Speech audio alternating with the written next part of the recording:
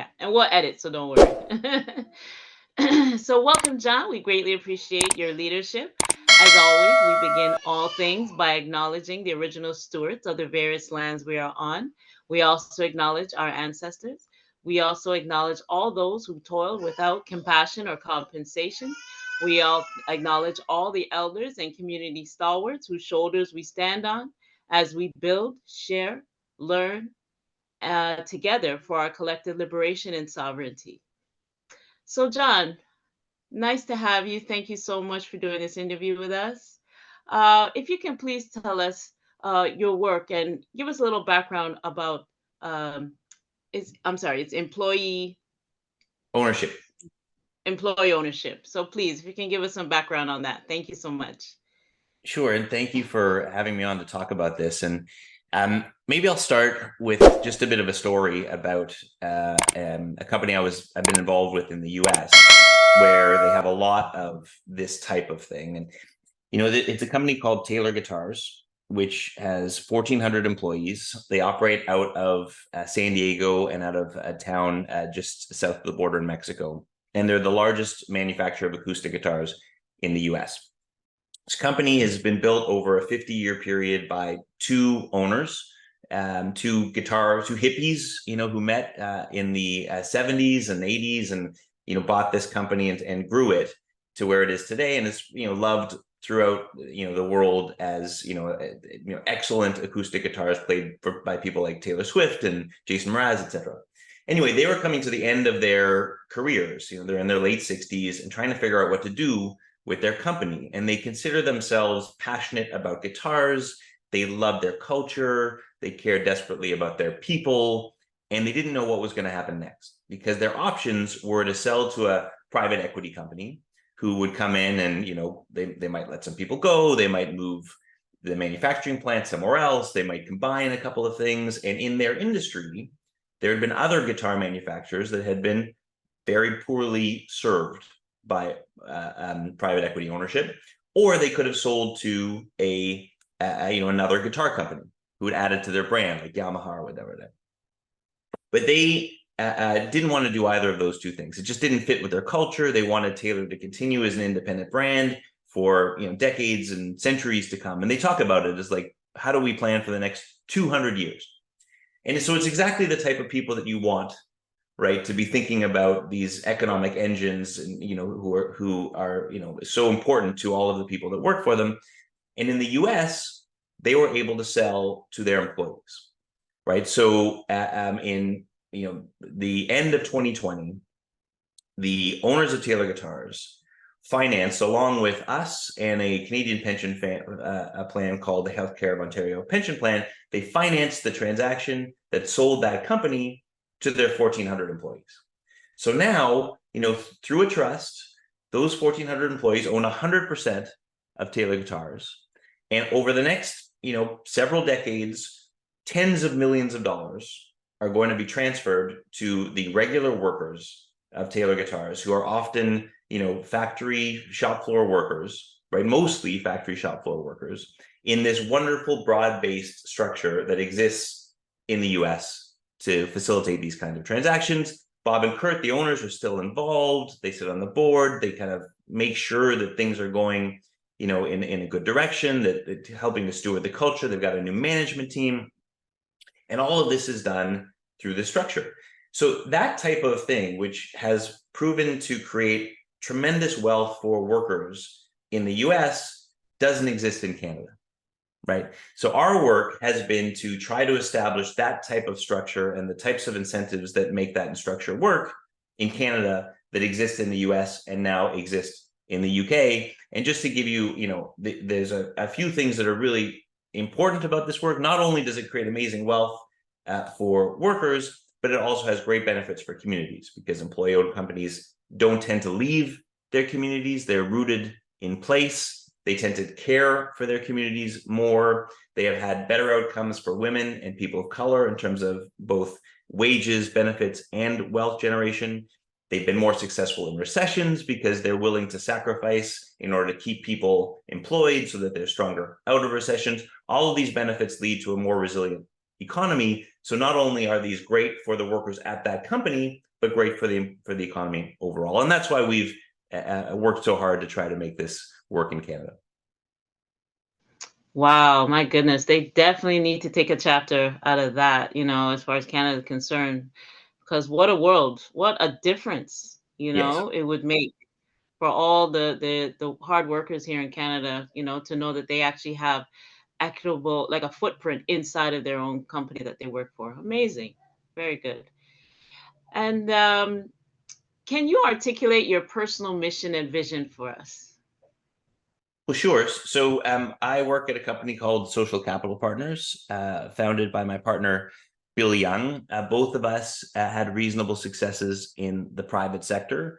Both of us view that success to have been a lot of attributable to luck and demographics, and being in the right place at the right time. And so, we individually came to the conclusion at some point in our careers, Bill, sort of in his early 40s, and me at a similar time frame, that the world had already paid us enough for our efforts, that the luck that we have is very unevenly distributed. And what are the things that we can do to help even out that luck and make that more dispersed throughout the economy? And in the last 4 or 5 years, we have acted on that through this idea of how do we give people better access to assets, right? Assets and capital. And employee ownership, especially the one in the US, is the greatest example of that we've ever seen of a program that creates assets for people without them having to pay for them. So I should tell you a couple things about how it works. If you're a worker, you don't have to pay for your shares, right? It's all funded through debt. So there's no downside for you as a worker, right? This is all upside and no downside, and it's allocated across all workers of the company. So this isn't just one of those programs that ends up making a bunch of managers rich. It's like a broad-based program that goes to everyone, and that's what makes it so powerful. So we seek out those type of opportunities where we can either help with financing or facilitate financing through someone else, or look for policy change where some policy change can shift the Canadian economy so that there can be more of those things that move out. So we've looked at housing and done some work in housing. We've done some work in community ownership, but our main focus has been in employee ownership because we think that's the most powerful way to broadly distribute assets to people who don't otherwise have access. Perfect. That's amazing. And how important is innovation in your work? Interestingly, and this may be especially true of Canada, and this, I'm probably going off script here, but Canadian innovation is often about following innovations of others, which is a smart, being a fast follower, someone who recognizes that there's this great thing over there, how can it be applied to another circumstance? I think can be seen as a smart thing. It's not like, coming up with something new from scratch. And that's really what we've done here is we've said, where in the world are there things that have occurred that have, done this thing that we're trying to do, which is distribute assets more broadly. It exists in the US, it exists in the UK, it's been proven out. So is what we're doing innovative? Sort of. But a lot of the time it's just, saying, okay, well, how do we apply that to a Canadian circumstance? And that's largely what we've been doing. So I wouldn't describe what we've done as too innovative, but certainly, for Canada, it's a new thing. Exactly. Amazing. Okay. And what inspires you most about your current work? Look, I think it's the impact that it could have. Having seen it, and I should say, we don't have this in Canada, and it's not on the horizon, right? Right. So, we know, because we know that there are 14 million Americans who have ownership stakes through the program in the US, representing $1.7 trillion of wealth. So the average American worker who is part of one of these plans has over $100,000 in additional retirement savings that they would never otherwise have had. We know that in the UK, last year, 332 companies sold to their employees through their new program that they only put in place 10 years ago. That's a lot and the average number of employees is 100 in one of those firms. So that's over 30,000 UK workers became employee owners just last year. So we are inspired to create that level of impact in Canada, which we could do if we had similar rules. We've been working on this for the last 4 years in Canada. We introduced the idea back in late 2020. We built a wonderful coalition around it, which has been very inspiring. And Setsi is part of that coalition, which has been wonderful. Victor stepped up to be one of the leaders that are advocating for this, which is wonderful.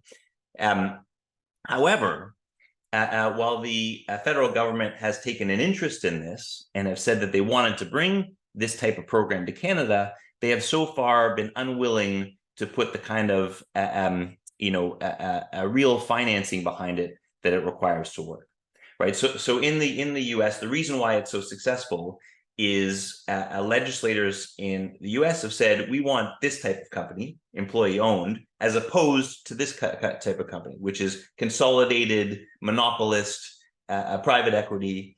And so they've said, we will provide a better tax structure for employee-owned companies.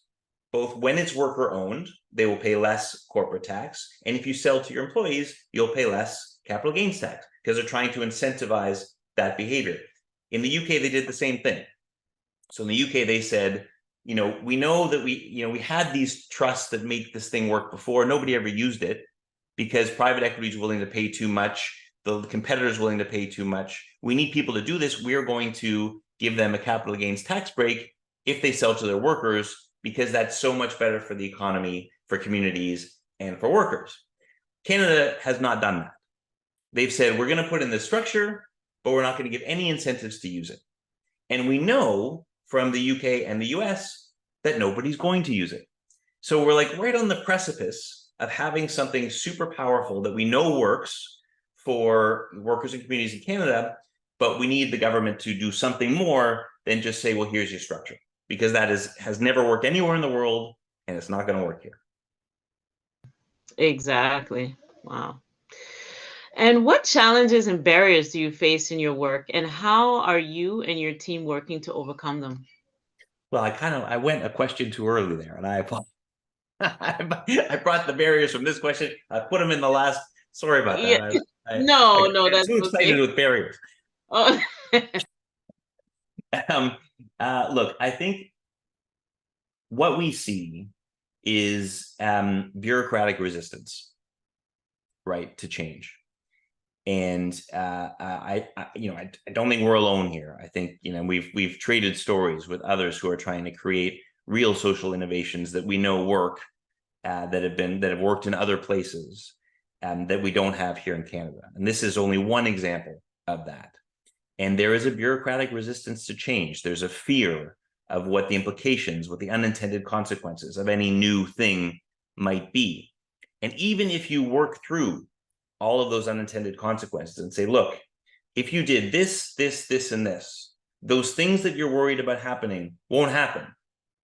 There still remain a bureaucratic resistance because, for them, and what I'm talking about are people who work in the sort of innards of government. So folks in the Ministry of Finance, who will say it is easier for us and better for us to not do anything at all, right? Because then I don't need to worry about the unintended consequences, rather than put in the hard work of saying, how do I avoid bad outcomes and ensure there are good outcomes? So there's that barrier. And I think the other barrier is the thing that we're talking about is a reaction to the way our economy is going. So much of our economy is owned by just regular people who own companies in the private sector. Companies that employ between 20 and 500 companies that employ between 20 and 500 employees employ 5 million Canadians, right? Somewhere around 2/3 of those people are going to sell their businesses over the next 10 years. So it's 5 million Canadians are going to be affected by business sales. So that probably means 3 million-ish Canadians are going to be affected by business sales over the next 10 years. That is a massive number. And who those companies get sold to is really going to matter, right? So if it's some foreign-owned private equity company, usually out of the US, who's going to come up here once every 3 years, never going to understand the community or care about the community, that's bad. If it's a monopolist like Loblaws or Rogers or whatever, also bad, right? Because then you'll see head offices shift out of the places that they are.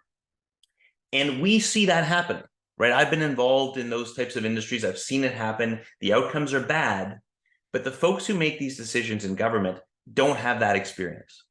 And so they generally haven't seen that and don't have the same, passion or fear of what the economy looks like when all those people sell. That keeps me up at night, right? What happens when these companies sell to people who we don't think are going to be good stewards of those companies?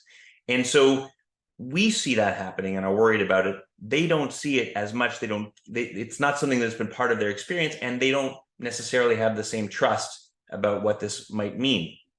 I'll give you one example. There's a company called Friesens, which employs 600 people.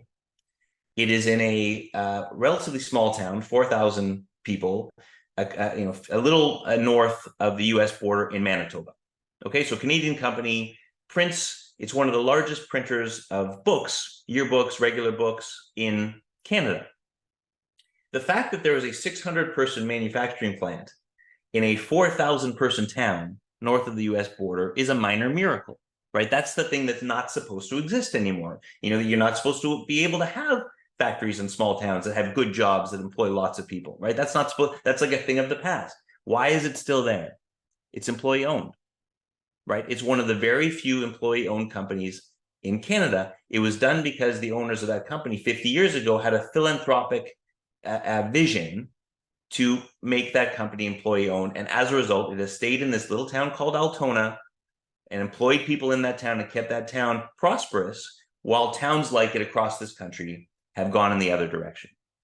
So this is a kind of thing that we can have, right? The future is not determined, right? We can create things that have different paths for the types of things that we want that will keep people employed in small communities, but we need to actually put effort in, and we need to put money behind it, and we need to make sure those things happen. And in Canada, so far, we haven't done that. Yep, absolutely. Wow, I did not know that. That's amazing. So, again, taking a page out of that, at least it's existing in Canada, so why can't that be replicated and seen that it's so honorable, and it'll benefit everyone in the long run? Totally. And if we're just relying on philanthropy to do it, I mean, you know this from your work. If you just rely on Right. philanthropy, it's not enough, Hmm. right? There Exactly. aren't enough owners who are going to do that. We need actual systemic change. Systemic And change. all of our work, your work, all the folks that you talk to, it's all about systemic change that Yes. creates different outcomes at scale, right? You can have Absolutely. different outcomes that are kind of random here and there, but to Right. properly do, and so, and Bill has been all about this, right? His whole career in this stuff. And so, it is, we're sort of, so close to this actually becoming a thing. And we just need to Mm. get, the government to see what is required for there to be systemic change. And then we'll see this, we'll see things like Friesens all over the country. But if we Right. don't do it, Hmm. it's not like the economy static. It is moving in a direction that is bad. That is And bad. we need to do these types of things to make sure it doesn't go that way. Absolutely. Great. And do you have a set of key priorities in your work right now? Well, it's definitely this. I think we are also, as we think about ownership more broadly, we are starting to think about housing, right? We're not housing experts, but that's clearly, preoccupying most of the country, and in reason, and it should be preoccupying most of the country. The answers don't seem to be clear yet. So we're trying to figure out whether there are other interesting ideas around that. But all of our priorities are around facilitating broader ownership. So, community ownership. I mean, just to repeat, like we see that everything consolidating, more and more every day, wealth in the hands of fewer and fewer people. The only way to counter that is through broadening access to ownership. What are the different ways we can do that? That's our priority, and that's what we spend all of our time thinking about. Right. Perfect. And how do you feel about the future of employee ownership in Canada? It's binary, right? Like it's either going to be the same as it is now, which is nothing, or we'll follow the path of the US and the UK.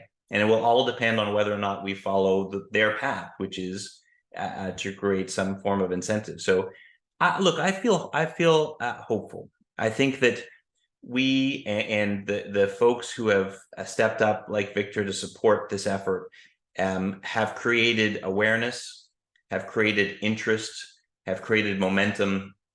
And if this government doesn't choose to support it, I think future governments will, be they NDP, liberal, or conservative. Like in the US, Bernie Sanders is a massive supporter of employee ownership. So was Ronald Reagan, right? In the UK, all four major parties have an employee ownership program. So it's generally cut across political parties. So we know that we are building the right momentum. And so I'm hopeful that over time it will be good. In the short term, hard to tell. Right now, not optimistic, not too hopeful, but I think in the long term, quite hopeful. Exactly. It has to. I don't think we have a choice at this point. Yeah, what else are we gonna do? Right. Okay. And what is your ultimate goal? And what does success look like to you and your colleagues? If you take the UK results and translate them to Canada, it would look like 200 to 250 Canadian companies a year selling to their workers, right? And that would be 5 to 10% of all transactions in this country. There is no reason why we can't achieve that here in Canada. And that is what success would be. And that would have a massive impact on the lives of so many workers and so many communities across the country. Perfect. And do you have any closing thoughts or calls to action right now? I think if there's anyone who hears this and is interested, please reach out. Everyone's voice counts right now. Anyone who wants to write to Minister Freeland, she's the one responsible for this file, and say that you want to see action, real action on employee ownership in this next in the fall economic statement, which is coming up in the fall. This is the time, right? So as many voices as we can get to say this is what we want, this is what we want in Canada. We do not want to fall behind on this. Please reach out. Hopefully there'll be a link. You can put a link below this in the comments. But we'd love to hear from you and love to help you support this to the government right now. Exactly. We'll definitely do that. Definitely. So, John, my goodness, we appreciate your time and your remarkable leadership. This is really something that should be, like you said, at the top of the list, coming this fall, making these decisions, because it's really going to make a positive impact to, your local, people like us who every day who need to survive in this country, because yeah, we see the trend happening right here, and it's scary, as you said. So we will close the way that we began in this interview by acknowledging the original stewards on the various lands we're on. We also acknowledge our ancestors. We acknowledge all those who toiled without compassion or compensation. We acknowledge all the elders and community stalwarts whose shoulders we stand on as we build, share, and learn together for our collective liberation and sovereignty. So, once again, John, thank you so much for your time. We really appreciate it, and much success, health, and wealth to you. Well, thank you. Thank you for the great work you do at Setsi. And thank you for profiling this. We appreciate it. Thank you for helping us support it. Thank you for this. All right. Okay. Thank you. Have a good one. You too.